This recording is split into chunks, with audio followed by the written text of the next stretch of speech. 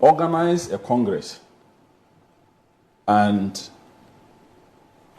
decided to let one candidate to steal the show, you don't need to tell the rest that this is your direction. Right. You understand? Yes, like he said, in their constitution, in all the parties' constitution, we don't have what we call flag bearer hopefuls. But we know the intentions of people in the party who are not small people in the party. We know their intention. And my brother knows that very well.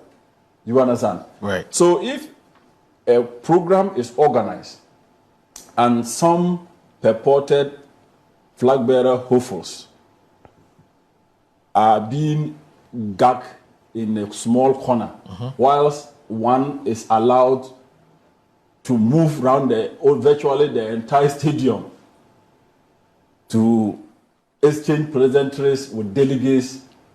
For so many minutes, he was walking around doing that, taking all the fans' applause from the crowd and all of that.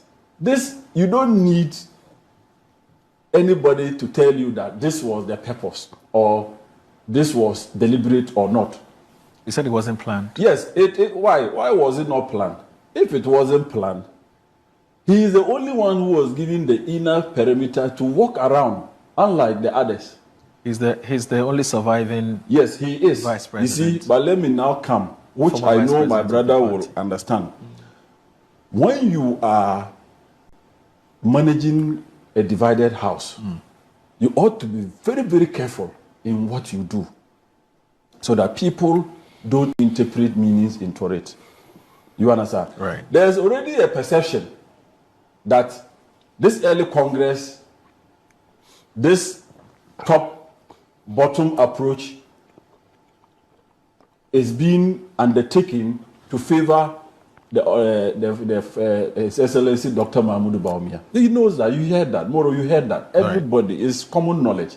You understand? There's that perception that is, they did some research and realized that, look, the current police station executives coordinators as it stands, if they take them to be the ones to go and vote in the flag bearership elections, Dr. Mahmoud Bawumia will have a chance. So they decided that, look, in that case, let's propose a top-bottom approach instead of the usual bottom approach. Moro, where will you see somebody building a house from the foundation, from the roof? Where would you get that? Nobody built a house from the roof. You build from the foundation. The two political parties lose power when the basis is destroyed, when the basis or the center cannot hold. You see, the top, at the top can take your decisions based on your interest. But if the basis, the foundation is weak, I tell you that it will not suffice. It will not work. But Cletus, they've told you two reasons why they're doing this. One, the current situation, the circumstances the party finds itself in, the fractured nature of the party. Yes. The acrimony, the backbiting, the suspicions here and there. Yeah. You are skewing somebody against this. You are favoring somebody. They're tired. They believe that if the party gets a leader early enough, it will end it. That's number one. Yes. Number two, these polling officers, party officers you're talking about, most of them, their mandates will end next year by March. In some cases, I'm told even in April and May, right? And are you going like to wait till that time, conduct your elections, before you even elect your flag bearer? They don't have time. They want power in 2028. Is it Moro? I understand all of that. Yes. This point that I've made, is that the first time? Are you hearing it from me? No, you've made yes, this so second time. I am telling you that, you see, Moro, to be very honest, in party organization, you cannot start to build a party from the top. Okay. Irrespective of whatever excuses that they would have given. Okay. But I can tell you that that is what will hurt them. What this action that they have taken will hurt them going into the 2028 elections. Look, you are managing a divided house. I understand where they are coming from. I know, just like he said, look, if you have a candidate, even at the parliamentary level, at the MP's level, or at MP's parliamentary primaries level, if you have candidates who have come to contest you and you are a stronger candidate, you pamper them. You understand? You pamper them because of reconciliation. You don't because you have the support of the current leadership of the party. Then you abuse people. You disrespect them. You let them know that, look, I am in charge. My people are in charge. No matter what you do, I am the one who will shine. You understand? You don't do that. When you do that, you hurt people. They will not be able to forgive you. Even if eventually you win, they won't forgive you. That is the point that I am coming from. I'm saying that, look, Dr. Mahmoud Bawumia is the vice president, the just immediate past flag bearer of the party. But if the NPP, if they had done serious, checks very well, there was no need for them to have allowed him to be the one to be the one to steal the show against the others. Okay. Definitely, they will never be happy.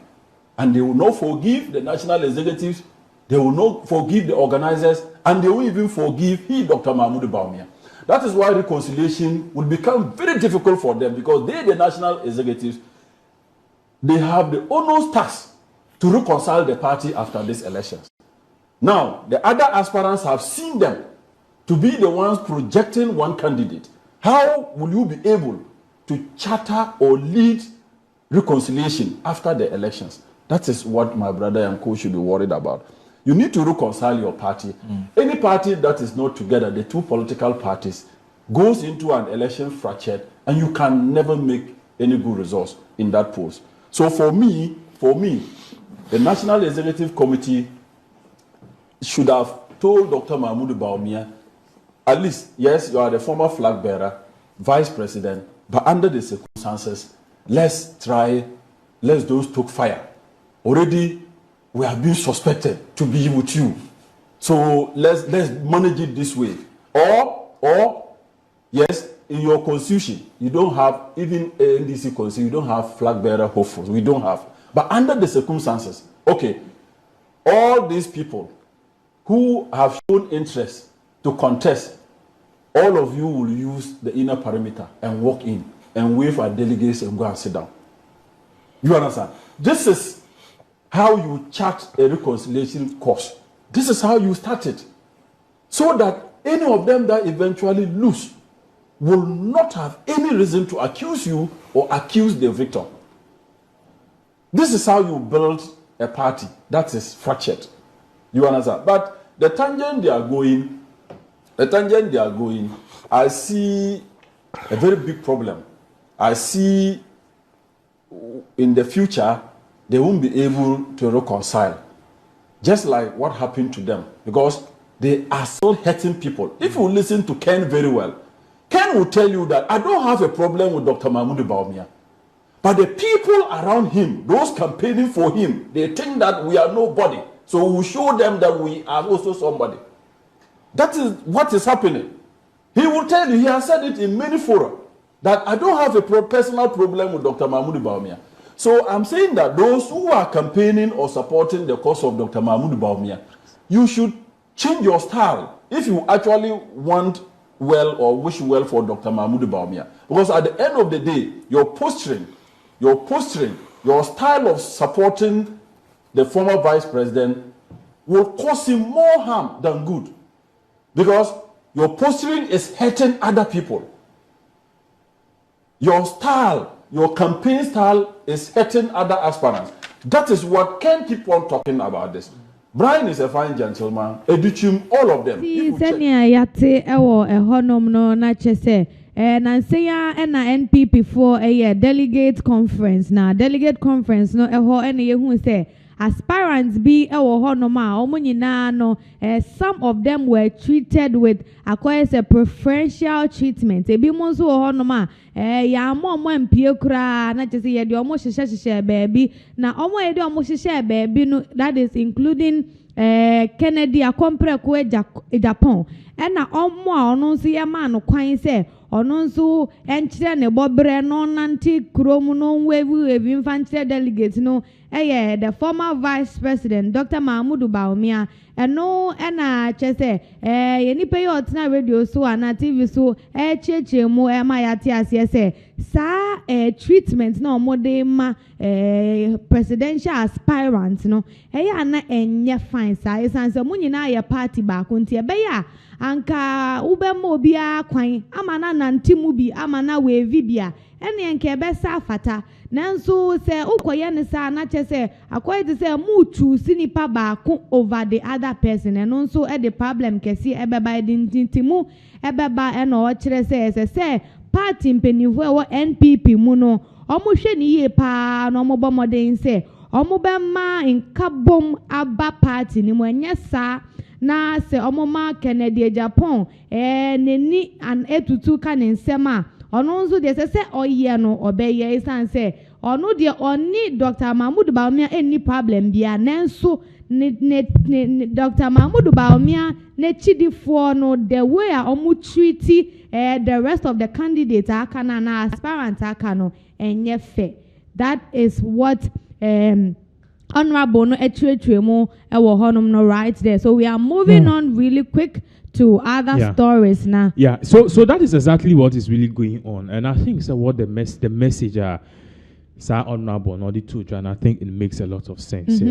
We need to look at it from angle. Say, see, don't underestimate anybody. Some more underestimate nipani say, okay. Na a year after the elections, no obinia the number. Then I'm obeying.